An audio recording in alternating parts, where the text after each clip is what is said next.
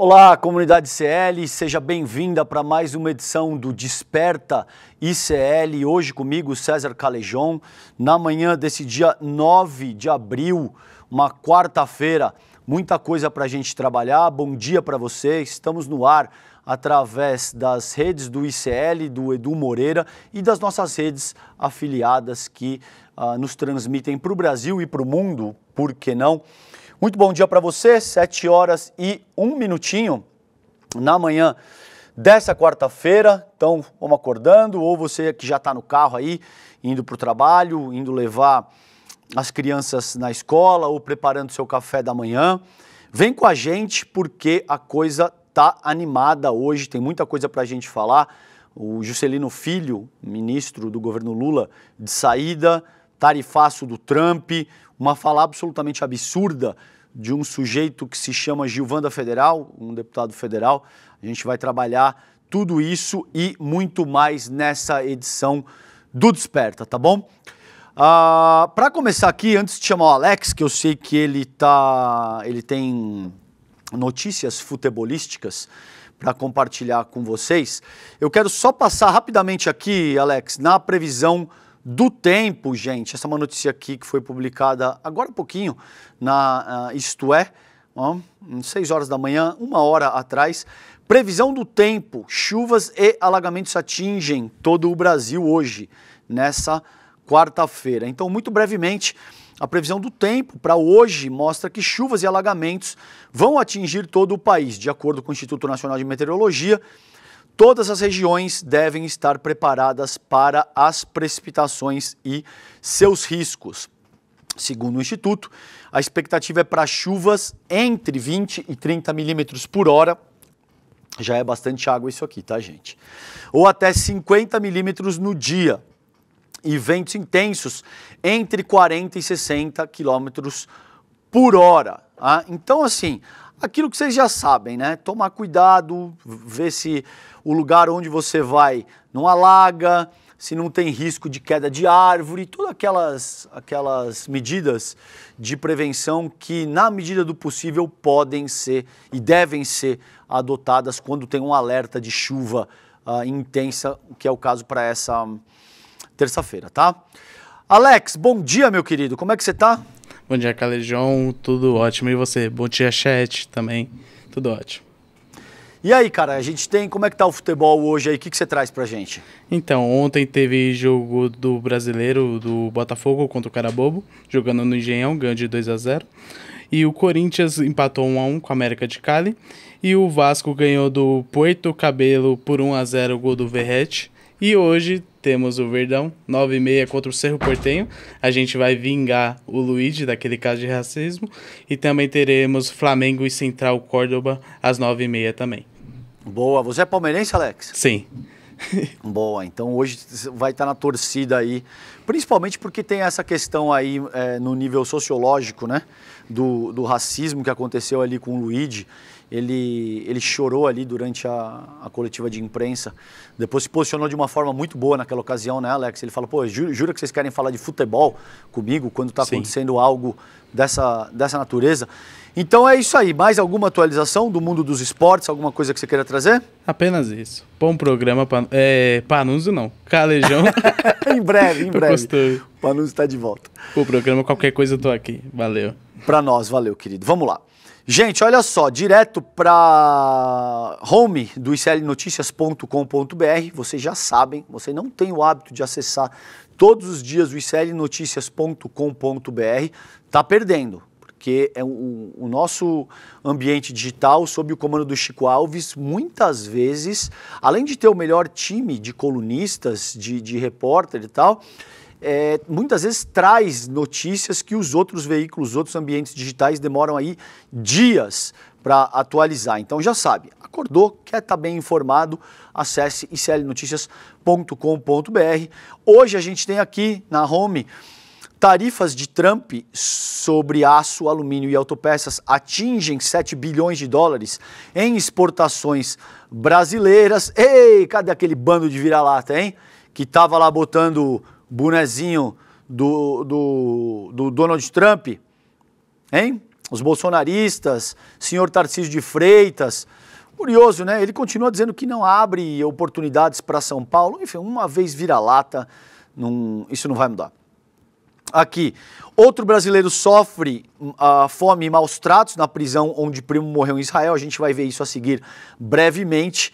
E aqui, as colunas e notícias que a gente tem com o time de craques do iclnoticias.com.br. Tá? Vamos direto para isso que eu falei, gente, de outro brasileiro sofrendo fome e maus tratos na prisão onde o primo dele morreu em Israel. A gente noticiou, infelizmente, são coisas extremamente dolorosas. Há quase 2 anos, todos os dias, a gente tem que fazer esse tipo de contagem de corpos, considerando o genocídio israelense / estadunidense em Gaza, contra o povo palestino. Tá? Semana passada, acho que cerca de 10 dias, foi um brasileiro que morreu de fome, né, numa prisão israelense, no que se pode comparar aí um campo de refugiados, um campo de tortura, um campo de concentração, perdão.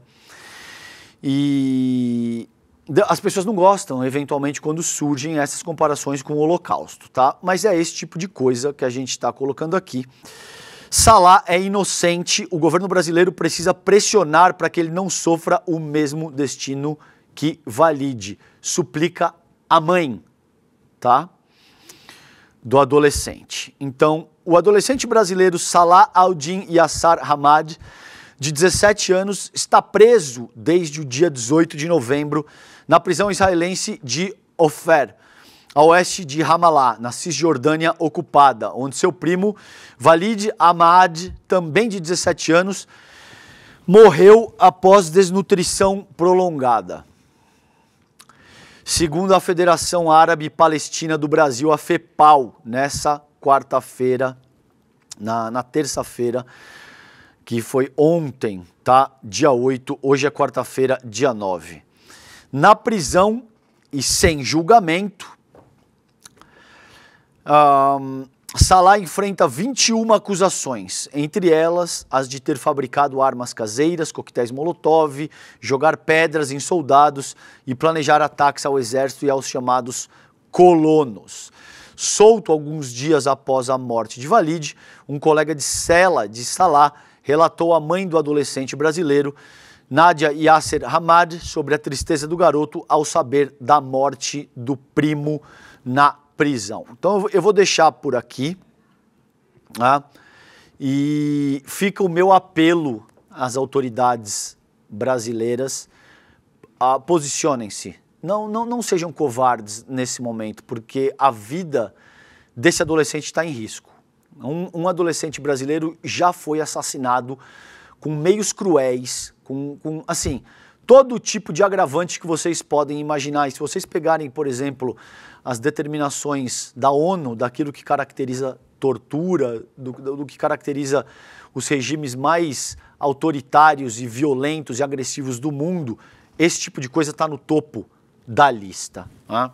Então fica o meu apelo às autoridades brasileiras: posicionem-se, exijam que esse jovem brasileiro, Salah Aldin Yasser Hamad, de 17 anos, seja libertado, tenha o mínimo de tratamento em termos de decência, aquilo que é básico, e para que ele não seja morto na prisão, como já aconteceu com outro brasileiro na semana passada, tá bom? O que é um absurdo, é um crime contra a humanidade, contra a nossa pátria e contra o mínimo de decência.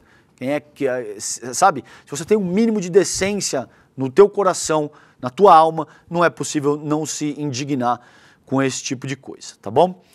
Gente, falando em decência e indignação, tem um sujeito, eu sempre fico na dúvida se eu devo trabalhar esse tipo de tema com vocês. Infelizmente não tem como evitar isso, porque é algo muito escandaloso e principalmente vindo de um parlamentar. Põe na tela aqui, Alex, por favor. Tem esse sujeito aí, que é... Eu não gosto de fazer isso exatamente por isso, porque muitos de vocês sequer sabem quem é esse cara até esse momento, e agora vocês vão saber. O nome desse sujeito é o Gilvan da Federal. E como bom direitista, ele se vale de um tipo de estratégia que utiliza o ultraje como plataforma para fazer política, para ganhar ressonância, para se colocar em destaque, tá? Tem 3 dimensões, e eu sempre falo isso com vocês, que a extrema-direita utiliza para se inserir no debate público. Considerando que eles são profundamente ineptos, incapazes e quase que invariavelmente rasos naquilo que eles se propõem a fazer, eles utilizam pânico moral, que é o que esse sujeito está fazendo aí, eles utilizam populismo penal, que é o que ele também faz, e eles utilizam o dogma religioso para ganhar algum tipo de inserção no debate público. Muito bem. O que o Gilvan da Federal fez? Ele, nessa ocasião, ele passou um pouco do ponto, eu vou mostrar para... Alex, a gente tem o vídeo desse cara ou não? Tá, se você puder eu vou adiantando aqui, porque acho que seria importante as pessoas sentirem a entonação que ele dá e o que ele efetivamente diz. Olha só, vamos à notícia da CNN do colega Douglas Porto, foi publicada... ontem, 10h34 da noite. A AGU pede para a PF investigar deputado que pediu morte de Lula. Falas de Gilvan da Federal aconteceram durante a sessão da Comissão de Segurança Pública na Câmara Federal.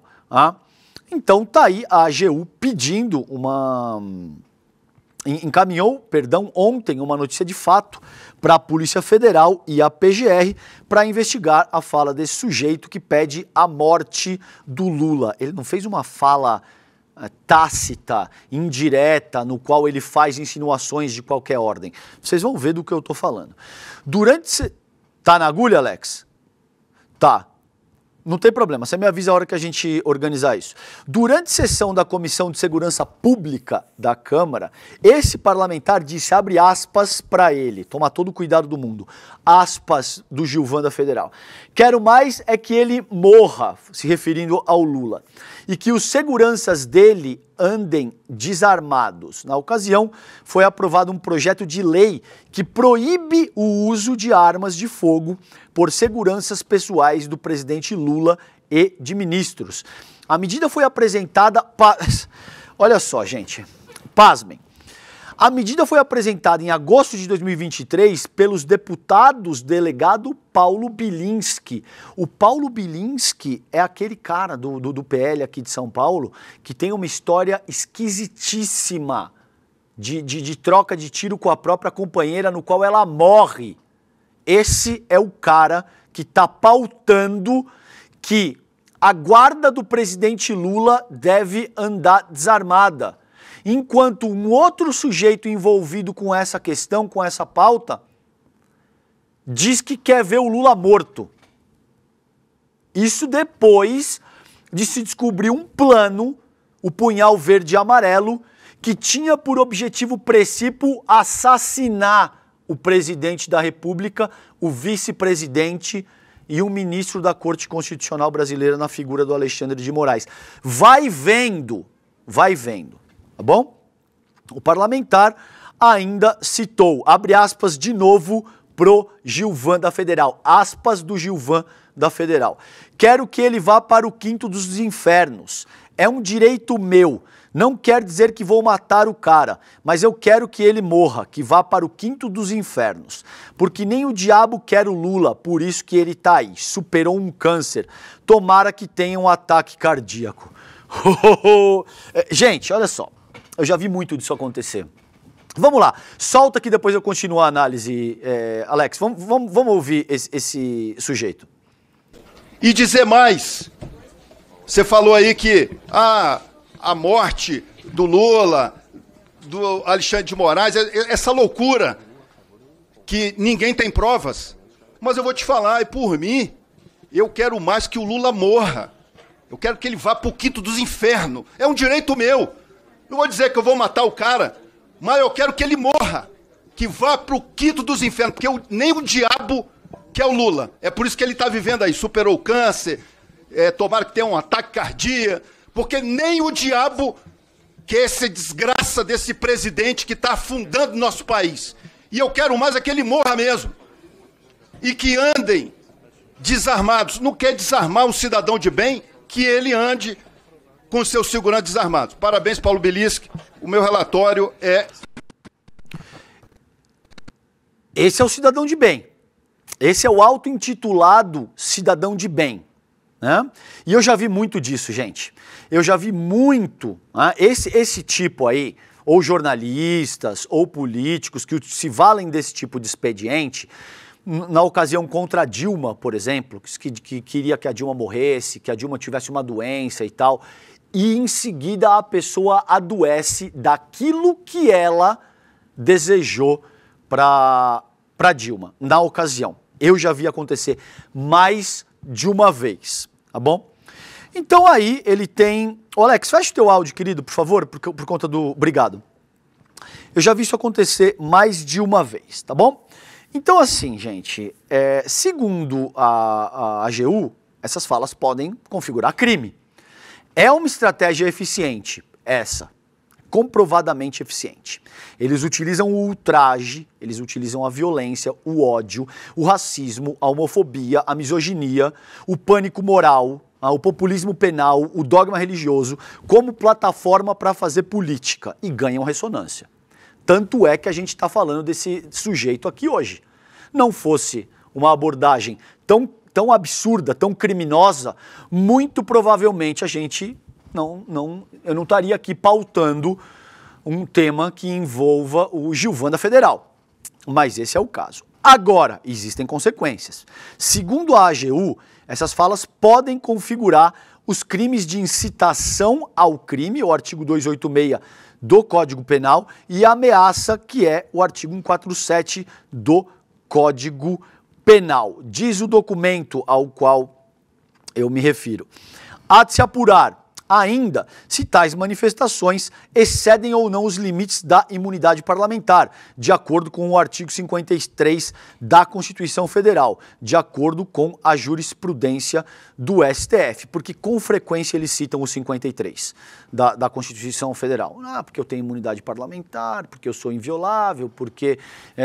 gente, uma coisa é imunidade parlamentar para o exercício da tua função representativa. Outra coisa é invocar esse artigo para o cometimento de crimes. Aí não dá. Você não pode alegar imunidade parlamentar para incorrer num crime que esteja tipificado na nossa ordem jurídica. É simples assim, não é tão difícil de entender isso. Você não pode incitar a morte de alguém, você não pode agredir alguém, por exemplo, física ou verbalmente, e em seguida dizer, não, mas eu estou protegido sob a égide da imunidade parlamentar. Não, não é assim que funciona e não funciona assim por um motivo. Você não pode se tornar um criminoso alegando que você é um parlamentar eleito e, portanto, está acima da lei. Simples assim. Tá? Então, tem que se averiguar se isso também fere essa questão. Tem uma questão de jurisprudência do Supremo Tribunal Federal que tem entendido que a imunidade material não protege manifestações que configurem crimes contra a honra ou a incitação à violência, que eu acabei de dizer para vocês. Especialmente quando se voltarem contra instituições democráticas ou agentes públicos investidos em função de Estado. Tá? Então aí tem a referência, o STF, inquérito 4781, segundo o próprio documento. Gente, isso é fácil, tem até o próprio paradoxo da tolerância do Popper. É um debate que tem assim quase um século a essa altura, sabe? Não pode tolerar tudo, porque se você tolera tudo, você derruba os preceitos fundamentais daquilo que constitui a nossa república. Se você tolera, por exemplo, uma manifestação dessa natureza, é óbvio que isso vai produzir atos como o assassinato do Marcelo Arruda. Vocês lembram? A pessoa que estava comemorando o aniversário na casa dele, não estava arrumando problema com ninguém, não foi uma briga no meio da rua, onde as pessoas se encontraram e houve ali um desentendimento. Não, ele estava na casa dele, comemorando o aniversário dele, com um tema que o agradava. Ele tem todo o direito de gostar do Lula, de gostar do PT, assim como as pessoas têm direito também de não gostar do Lula e do PT, só o que você não pode é cometer um crime. E aí entra um sujeito absolutamente transtornado, um sociopata, homicida, e mata o Marcelo Arruda quando ele estava comemorando o seu aniversário com a sua família, tá bom?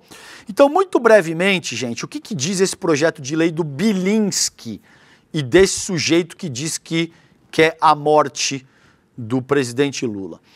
A proposta que impede o uso de armas pelos seguranças presidenciais foi aprovada por 15 votos favoráveis e 8 contrários. Além de uma abstenção, o projeto ainda deve ser analisado por outras 2 comissões da Casa, porque isso ainda não avançou, ainda está na comissão. Conforme o texto, abre aspas, fica vedado o uso de armas de fogo pelos agentes integrantes da segurança pessoal do presidente da República e de seus ministros de Estado, ainda que em atividades que envolvam a segurança imediata de tais dignatários. Durante a reunião, o Bilinski, que é pró-armamentista, né, afirmou que o projeto traz um nivelamento no debate sobre o acesso a armas no país. O Bilinski, que é um cara super qualificado para discutir esse tema, vocês podem perguntar para a companheira dele. Não, vocês não podem perguntar para a companheira dele, perdão o meu equívoco aqui, tá bom? Então, na justificativa do texto, o deputado argumenta que a atuação da segurança presidencial e ministerial deve, abre aspas, estar de acordo com a ideologia do atual mandatário, que não vê nas armas de fogo algo benéfico para a sociedade. Olha o nível da argumentação dessa gente. Olha o nível da argumentação desse sujeito. É como pegar o bully de escola, o lacradorzinho médio, aquele cara que acha que está arrasando quando ele tem as ideias mais cretinas, rasas e estapafúrdias, e colocar esse sujeito na Câmara Federal. E colocar essa pessoa numa posição de destaque no debate público.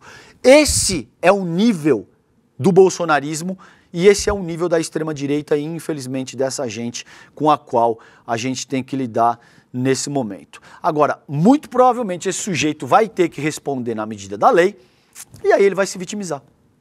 E aí ele vai fazer o que todo bom bolsonarista faz. Ele vai dizer que ele é uma vítima, perseguido político, que ele está sendo alvo da ditadura da toga com o STF.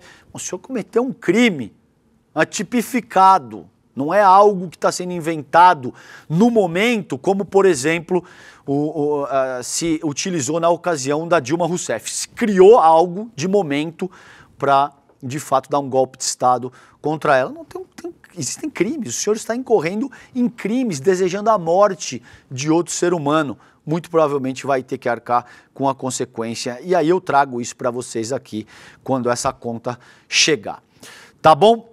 Gente, vamos para um dos principais. Tenho 2 temas centrais hoje com vocês. O primeiro é esse aqui, o tarifaço do Trump. Eu disse para vocês que a coisa iria escalar, não disse? Que era muito improvável que a coisa não escalaria.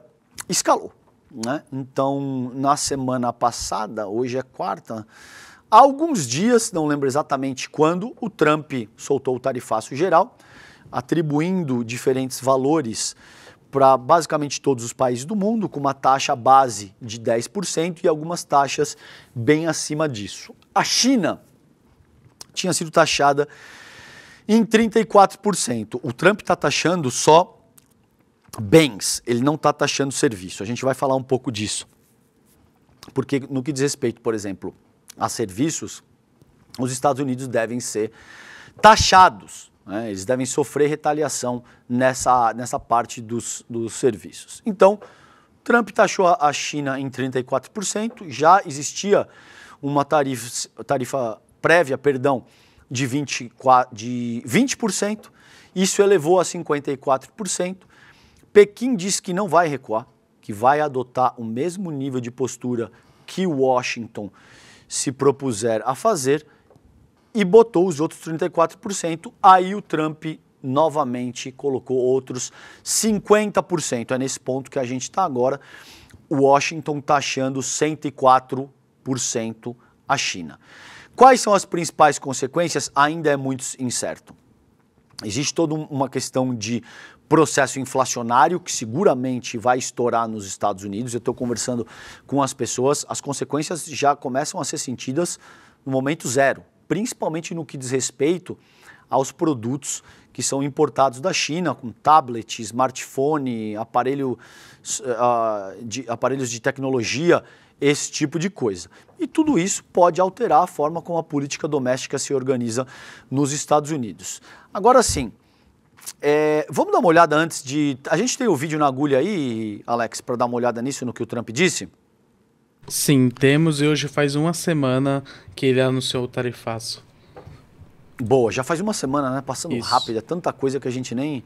Vamos colocar o vídeo, porque olha só, eu venho argumentando com vocês que o Trump é de fato um alucinado, que utiliza, ele é uma figura muito narcisa, que tem por objetivo central na vida pública trabalhar a própria imagem, sempre foi assim, sempre. O Trump surge para a vida pública com esse objetivo central de colocar o nome dele em absolutamente tudo, de trabalhar a marca dele, e ele quer ser percebido como um líder forte, que é capaz de submeter as outras nações aos seus desígnios, e ele vai utilizar os Estados Unidos como uma ferramenta para isso. Ele não está sequer interessado em América primeiro, que é o mote que ele utiliza, America First. Ele está interessado, o mote do Trump deveria ser Trump First, porque é disso que se trata.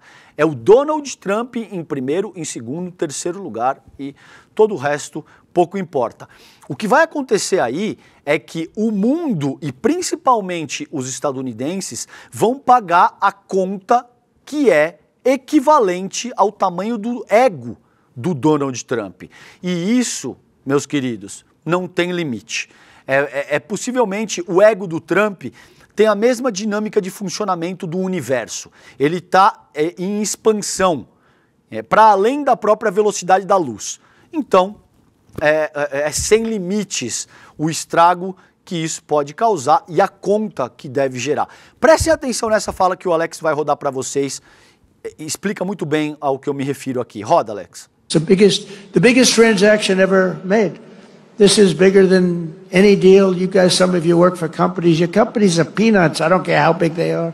This is the largest transaction in the history of our country. And don't let some of these politicians go around saying, you know, because I'm telling you, these countries are calling us up, kissing my They are dying to make a deal. Please, sir, make a deal. I'll do anything. I'll do anything, sir. Primeiro, perdão por rodar isso em inglês para vocês, eu vou traduzir. Ele está dizendo o seguinte, basicamente isso que está acontecendo é maior do que qualquer negociação que vocês já viram. As empresas de vocês são peanuts, quer dizer tipo uma porcaria, uma coisinha pequena. É isso, a tradução direta é essa. E esses países estão puxando o meu saco. A tradução literal seria outra, o termo que ele utiliza é kissing my ass. E perdão pelo termo aqui, significaria algo como estão beijando a minha bunda. Perdão pelo termo. A tradução que faz mais sentido no nosso idioma é eles estão puxando o meu saco. E eles estão morrendo eles estão implorando para que eu faça algum tipo de concessão para eles, e aí ele debocha com um ar de superioridade, como quem diz, por favor, meu senhor, por favor. Ele imita os outros países como sendo assim, gente que está implorando para fazer negócio com ele. Alex, fecha o teu áudio, por favor, querido. Obrigado. Esse é o nível. Era disso que eu me refiro. Essa é a questão quando eu digo que a única agenda do Donald Trump é com o seu próprio ego. É avançar o seu próprio ego. E, para tanto, não importa se ele tenha que destruir o comércio internacional, se ele tenha que estourar um processo inflacionário dentro dos Estados Unidos, se quem vai pagar a conta são as classes mais empobrecidas e a classe média estadunidense e todo o restante do mundo, que vai ter que se ver às voltas com um processo de guerra comercial, não importa. Para o Donald Trump, a única coisa que ele respeita é a própria imagem. Ele não tem nenhum tipo de empatia, nenhum tipo de consideração com quem quer que seja. É a expressão mais gráfica da sociopatia como ela se define. O Donald Trump é a expressão mais gráfica de sociopatia, tá bom? Então, vamos à notícia. Isso dito, tarifácio de Trump é ampliado a partir de hoje com China em destaque. Então, essa notícia do UOL... Deixa eu ver se alguém assina, algum colega assina. Não. Isso foi publicado hoje, 5h30 da manhã, há 2 horas. Tá? A partir de hoje começa a valer, em caráter definitivo, os novos valores das taxas definidas por Donald Trump, as importações de produtos de todo o mundo. O Brasil segue com os mesmos 10%, enquanto a China passa a ter tarifas de 104% após um novo aumento anunciado ontem. O Trump criou 2 tipos de sobretaxas. A política tarifária contra o mundo é dividida em tarifas abrangentes e tarifas recíprocas, o que ele chama, pelo menos, de reciprocidade. As taxas abrangentes começaram a ser cobradas no sábado, enquanto as recíprocas valem a partir de hoje. Se mercadorias estiverem a caminho dos Estados Unidos, mas saíram antes da hora determinada, vão seguir as regras válidas até então. Tarifas abrangentes são aquelas que serão aplicadas a todos os países. No caso, os 10% que Trump cobrou do Brasil, Argentina, Nova Zelândia e outros países. Na explicação dada no anúncio do começo do mês, Trump disse que o cálculo feito pela equipe da Casa Branca apontou que os países cobram uma média de 10% de taxas dos Estados Unidos, o que também não é verdade. Isso é uma conta absolutamente estapafúrdia que eles estão justificando para avançar uma medida que tem um fundo profundamente político, para defender os interesses de reforçar a imagem do Trump como um bom negociador, como um cara que sabe conduzir os maiores negócios já feitos pela humanidade, esse tipo de coisa que vocês viram aí na fala dele. Já a tarifa recíproca é aquela aplicada de igual para igual aos países que cobram mais de 20% de impostos dos Estados Unidos, apesar do nome do conceito, e em nem todos os casos a taxação é igual. Isso que eu acabei de dizer para vocês, são coisas absolutamente cretinas. Na tabela mostrada por Trump, Vietnã vai ser taxado em 46%, enquanto cobraria 90% segundo o governo Trump. O Brasil não entra nessa lista. Canadá e México estão fora das tarifas recíprocas e China teve tarifa recíproca aumentada aí em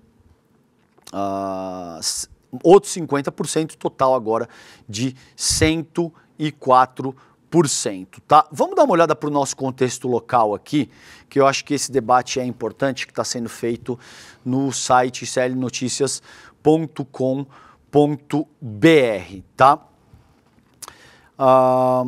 Tarifas de Trump sobre aço, alumínio e autopeças atingem 7 bilhões de dólares em exportações brasileiras. Valor abrange as exportações feitas por esses setores aos Estados Unidos em 2024, no ano passado. Esse estudo é da Secretaria de Comércio Exterior do Ministério do Desenvolvimento, Indústria, Comércio e Serviços, e ele mostra que o setor automotivo e a indústria de aço e alumínio do Brasil exportaram 6,97, quase 7 bilhões de dólares para os Estados Unidos em 2024. O presidente Donald Trump decidiu impor uma nova tarifa de 25% sobre esses produtos. Não é à toa, gente, vou tomar uma aguinha aqui que senão seca a garganta, eu falo demais, que o Musk, por exemplo, está tentando fazer com que o Trump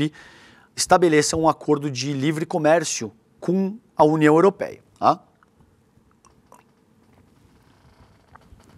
E não é à toa que ele está tão preocupado.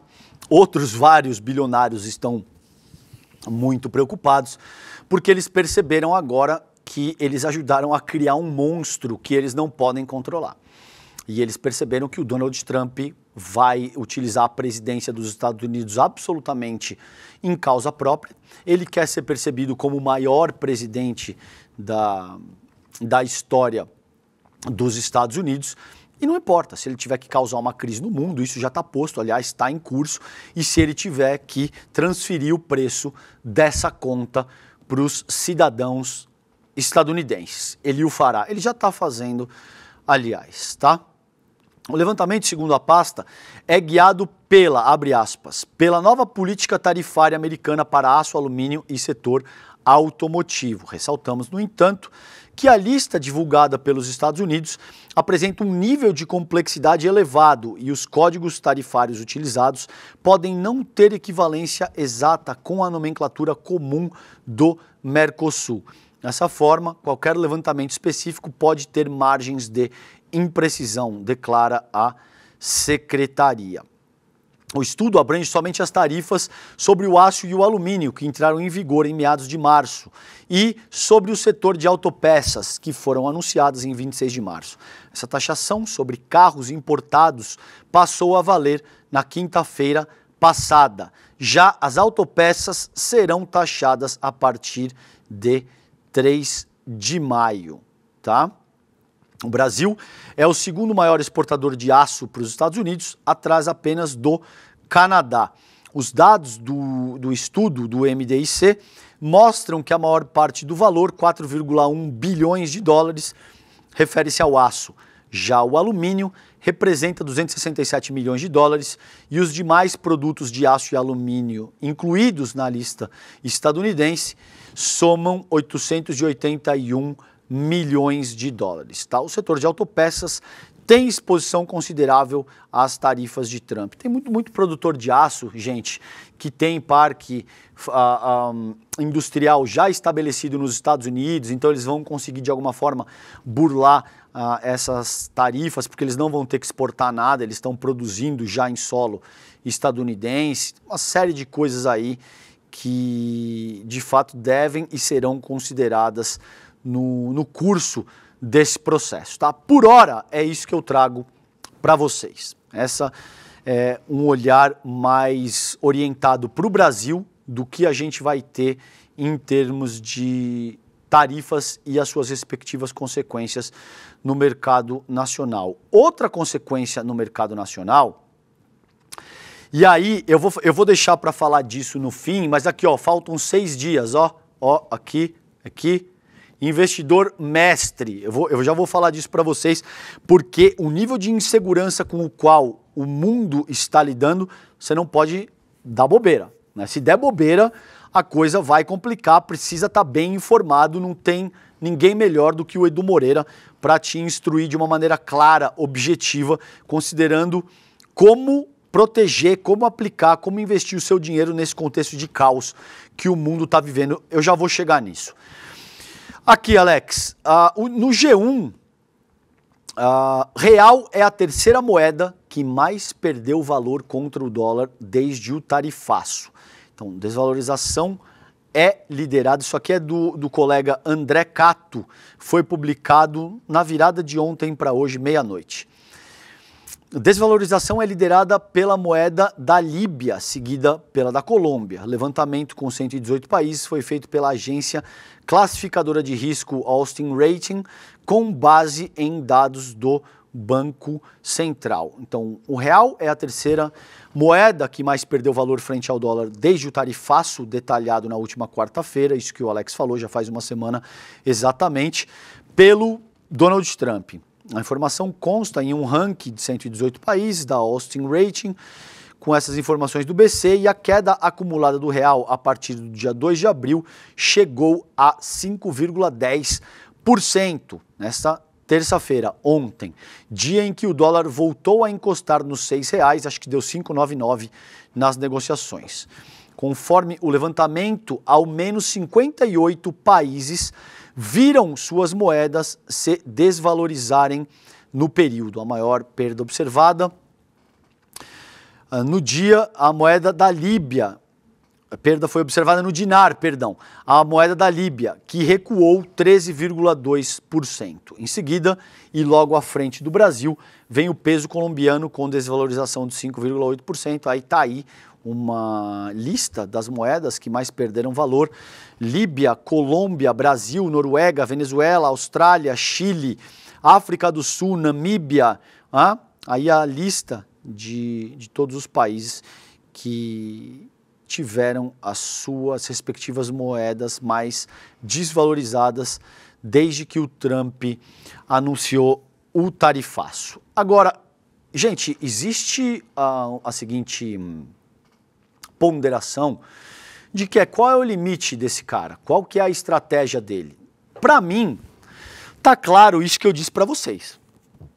A estratégia do Trump é reforçar o seu nome como uma marca. E ele quer ser percebido como o imperador do mundo, como o maior presidente que já existiu, como o sujeito mais capaz de trabalhar as maiores negociações da história, como um líder firme, impiedoso, que não dá mole para ninguém, esse tipo de coisa, né? E para isso ele não vai poupar esforço. O jogo final, o objetivo final do Donald Trump é um processo no qual ele vai ser capaz de trabalhar a própria imagem dele. Não acho que ele esteja muito preocupado com qualquer outra coisa que não seja o seu próprio reflexo no espelho.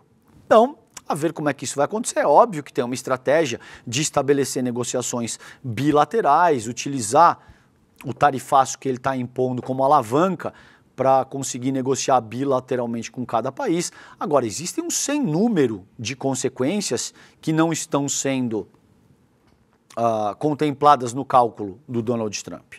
Esses países vão se unir, o comércio internacional vai se reorganizar, existe um processo inflacionário que já está se produzindo dentro dos Estados Unidos e isso deve afetar a política doméstica e, consequentemente, a popularidade do Donald Trump. Enfim, um monte de coisa que, como eu vejo, no mínimo foi pouco calculada. E aí, tem essa pesquisa, eu ainda não a encontrei em português, Alex, por isso que eu trouxe aqui, eu trago em inglês aqui, ele traduz automaticamente aqui, não? Será que não vai sumir isso aqui, Alex? Transmitir, traduzir para o português, vamos ver se ele faz isso automaticamente. Tá aí. Boa. Então vamos colocar a tradução aqui, considerando que essa tradução é do Google, é isso, né, Alex? O Google faz isso automaticamente, porque pode ter algum tipo de imprecisão aqui, mas ela funciona bem para os efeitos que a gente tem nesse momento aqui. Olha só, por que eu trago isso para vocês? Da Reuters, 73% dos americanos esperam aumento de preços sob tarifas de Trump, segundo pesquisa da Reuters Ipsos. Tá? Qual que é o resumo dessa ópera? 57% se opõem às novas tarifas, incluindo 1/4 dos próprios republicanos. Né?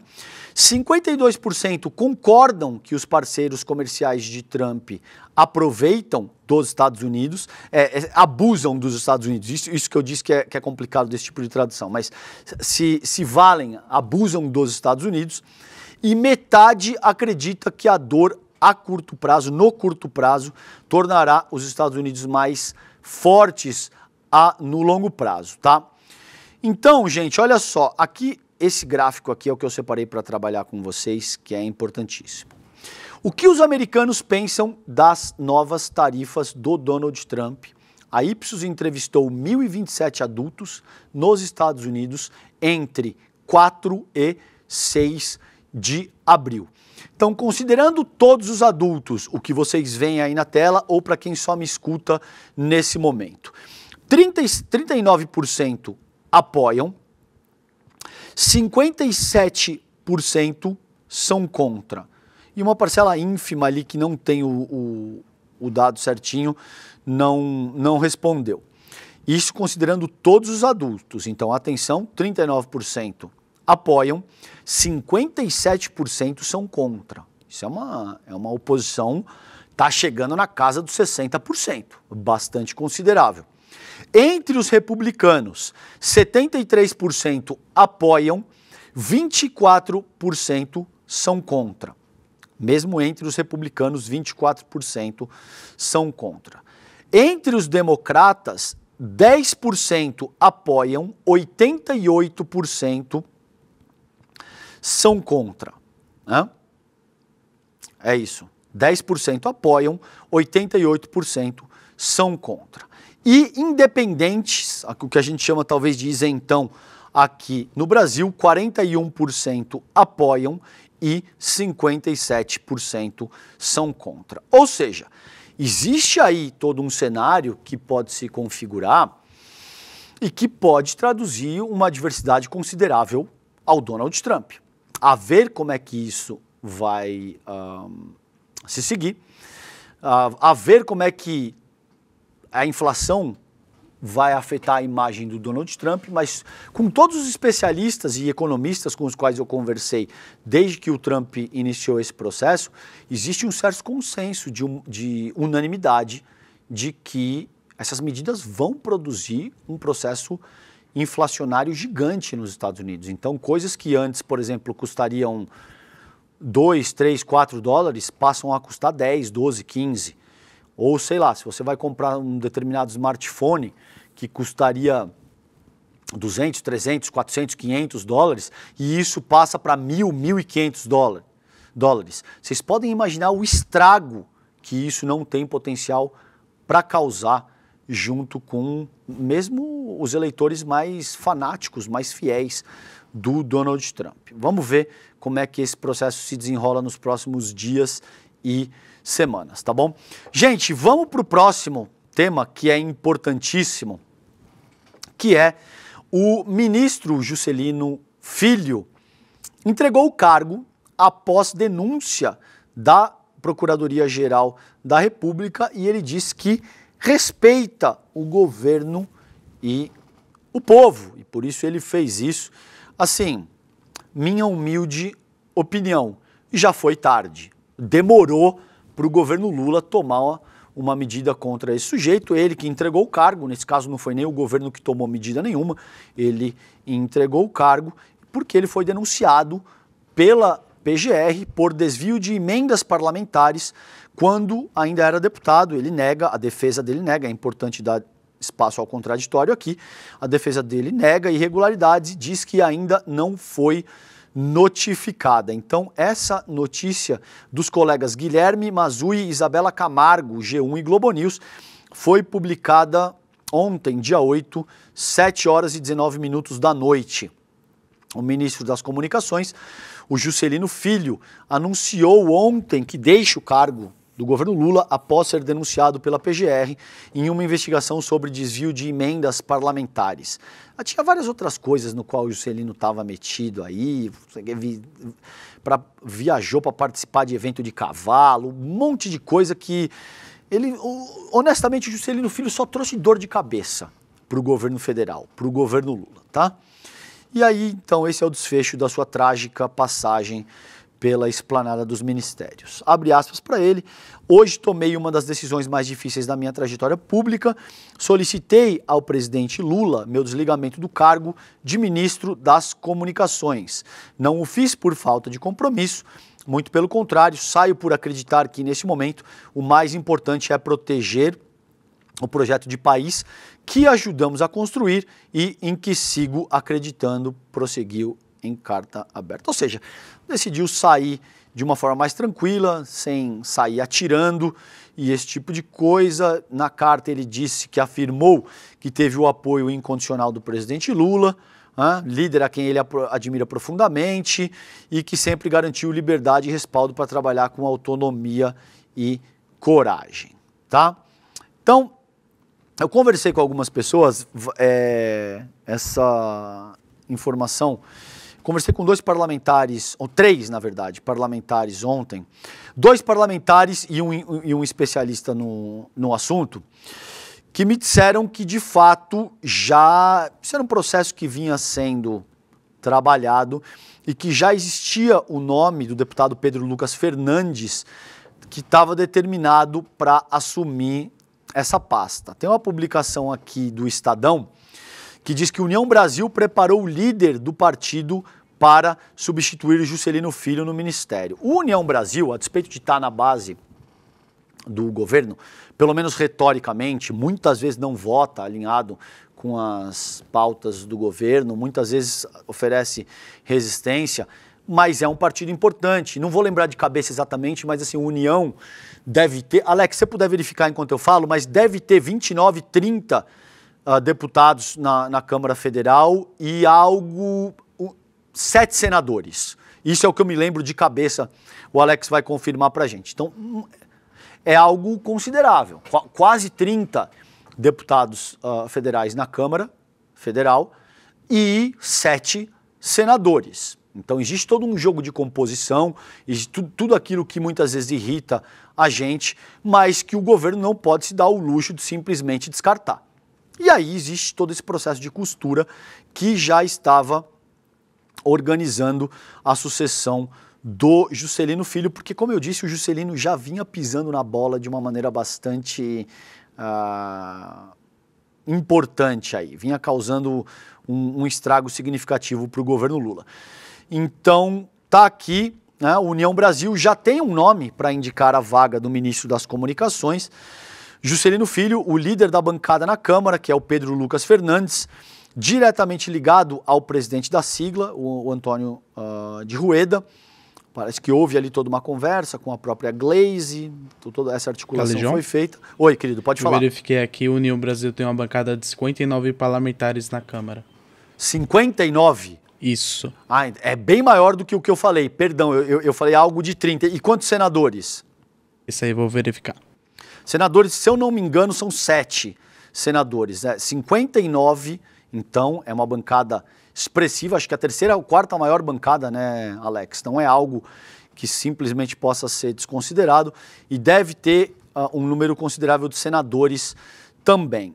Então, ele foi denunciado, como eu já disse aqui, existe toda essa costura para que o Pedro Lucas assuma essa posição. Essa viagem, ali você vê o Alcolumbre, o Lula, o Gumota, o Pacheco, o Dair Cunha, o próprio Pedro Cunha, então deve ser o substituto provável do Juscelino Filho. Com essas pessoas que eu conversei, me disseram em off o seguinte: olha, César, se não encontrarem nenhum segredinho dele, esse foi o termo que foi utilizado. Se não encontrarem nenhum segredinho do Pedro Lucas Fernandes, ele de fato deve ser o substituto do Juscelino Filho. Agora, complicado, né? É muito complicado, porque você tem que fazer toda uma negociação política e você tem que lidar muitas vezes com pessoas que tem a capivara, como a gente diz assim na linguagem popular. Vamos ver se esse nome se confirma. De fato, isso está no Estadão, isso está no G1 e vai ao encontro do que eu apurei com 3 fontes, 2 parlamentares e um especialista no assunto em Brasília, tá bom? Gente, nesses minutinhos finais aqui, antes de chamar o evento do Edu, que é absolutamente importante, principalmente considerando o cenário aí de incerteza que a gente tem determinado no mundo, eu quero trabalhar isso aqui com vocês, porque isso é de suma importância também. Marinha deve ter primeira expulsão de militar por participação nos ataques de 8 de janeiro. Veja que curioso, né? Há alguns anos, um pouco mais de 2 anos, a gente tinha o Almir Garnier, que era o almirante da Marinha, todo corajoso, dizendo que ele não ia bater continência para o Lula, que ele ia evitar ir em determinado evento, porque ele se recusava a bater continência para o Lula, o que ele qualificava como ladrão. E aí agora a gente tem esse sujeito, o Almir Garnier, envolto, não é ele que foi expulso, mas ele está aí às voltas com toda a questão do julgamento, do golpe de Estado, tendo que enfrentar as consequências dos próprios atos. É óbvio que ele vai vir com aquela ladainha mais do mesmo que vocês conhecem, de que eu sou vítima de um processo, coitadinho de mim, né? E agora tem a primeira expulsão de militar por participação nos ataques de 8 de janeiro. Vocês sabem que existem vários militares implicados nisso, generais de 4 estrelas.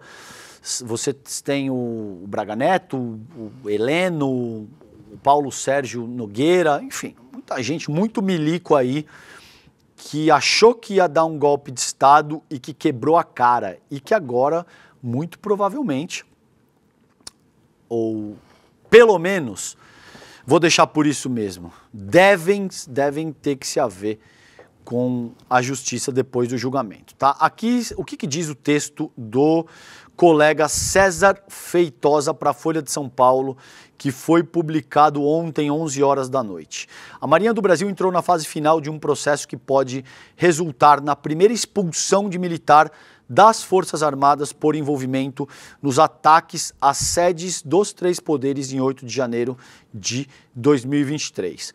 O suboficial da reserva Marco Antônio Braga Caldas, de 51 anos, é alvo de um conselho de disciplina com término previsto para maio. O processo foi aberto após o STF condená-lo a 14 anos de prisão sob acusação de praticar crimes contra a democracia.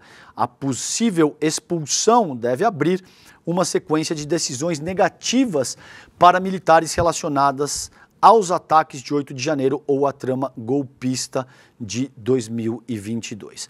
Assim esperamos, né, os militares que cometeram crimes paguem na medida da lei. Essa gente já foi contemplada com muita imunidade. Não por acaso estamos no ponto onde estamos nesse momento no Brasil, e não por acaso essas pessoas se sentem livres para reiteradamente tentar golpe de estados ou processos análogos no Brasil. A gente fala isso assim de forma exaustiva no N1. Se a gente não altera esse processo, sobretudo de forma a olhar para a formação da nossa caserna, a gente vai ter que continuar lidando com isso ad eternum, tá bom? Gente, minutinhos finais aqui, eu só quero deixar registrado isso aqui. Nossos amigos da revista Fórum, do Plínio, colega Plínio Teodoro, foi publicado ontem, 11h24. Bolsonaro manda deputados recuarem e PL da anistia é usado só para incitar horda de radicais. 2 motivos fizeram ex-presidente ordenar recuo em projeto para livrá-lo da iminente prisão. Abre aspas para ele. Eu peço a alguns parlamentares do PL e de outros partidos também. Vai com calma, disse o Bolsonaro. Enfim, ele já viu aí que a coisa não está muito favorável e ele está, de alguma forma, fazendo todo um cálculo político para ver se é hora de botar mais lenha nessa fogueira, se é hora de contemporizar. O fato é que o Bolsonaro está desesperado, ele não vê nenhuma outra saída, considerando os crimes que ele cometeu e o processo, o julgamento que agora se inicia em virtude da aceitação por parte do STF, considerando a denúncia que foi oferecida pelo PGR, pelo Paulo Gonet, tá bom? Gente, vamos lá. Faltam 6 dias pro investidor mestre. Isso é extremamente importante, gente, porque num contexto de incertezas globais, você vai ter o Trump com esses tarifaços, maluco, dólar flutuando aí, ninguém sabe exatamente qual vai ser o dia de amanhã. É absolutamente importante que vocês entendam como proteger o teu dinheiro, seu patrimônio e como aplicar os seus recursos de uma forma muito adequada. Não precisa ser milionário, não precisa ser especialista em economia, muito pelo contrário. O investidor mestre, que o Edu Moreira organiza, tem uma linguagem absurdamente objetiva, direta, e é exatamente para você que não é um milionário, que tem dezenas de milhões de reais para investir, tá? O Edu é um cara que vocês sabem, ele tem 20 anos de mercado ali atuando diretamente com isso, um cara que conhece absolutamente tudo desse riscado, e quando ele vai organizar isso, ele entra ali num processo de concentração total para formular o melhor produto para vocês. Se vocês fossem adquirir esse produto em qualquer instituição financeira ou em outra instituição, isso aqui custaria uma pequena fortuna, tá, gente? Aqui, tudo o que você tem que fazer agora, aqui, ó, inscreva-se, despertaicl.com.br. Mas faz isso agora, nos minutinhos aí que antecedem o início do N1. Agora, entra aí, é super rápido, despertaicl.com.br. Faltam 6 dias, dia 15 de abril agora, 8 horas da noite, na terça-feira, o Edu vai dar essa aula pra gente. Eu já tô ansioso, porque de fato eu aprendo muito com o Edu e é um processo totalmente fundamental para que você possa se proteger, saber como aplicar os seus recursos de uma maneira mais inteligente e adequada nesse cenário de incertezas, sobretudo que vem sendo provocado pelo Donald Trump, tá bom? Gente, com isso eu encerro o Desperta de hoje. Vocês ficam agora com o ICL Notícias, primeira edição. Beijo grande para vocês, bom dia, tchau, tchau, fiquem bem. Você sabe qual foi uma das notícias que mais chocou todo mundo que eu conheço dos últimos meses? Aquela que dizia que 95% das previsões dos analistas de mercado em relação à economia foram erradas. Para mim isso não é novidade nenhuma, né? Passei mais de 20 anos no mercado financeiro e eu sei que a maior parte das indicações, das previsões, são feitas para fazer com que as pessoas comprem determinados produtos ou invistam em determinadas coisas que são lucrativas para os bancos. Os bancos estão muito preocupados em acertar, não. Mas a gente aqui está preocupado com isso. Nos últimos anos, a gente acertou mais do que todo mundo nas previsões que a gente fez. E para isso, a gente precisa de ciência e de independência. E o que quer dizer essa independência? Quer dizer que a nossa maior preocupação é que você aprenda, e não que a gente ganhe dinheiro com o que você vai fazer de investimento. Eu preparei uma aula absolutamente democrática e revolucionária. Em menos de uma hora, eu vou ensinar a você todo o básico do mundo dos investimentos e das finanças. Pode chamar todo mundo de casa para assistir, que todo mundo vai poder aproveitar essa aula. Vai acontecer no dia 15 de abril, uma terça-feira, às 8 horas da noite. Assiste a aula comigo, se divirta com a aula e nunca mais caia nessas armadilhas dos bancos e das corretoras.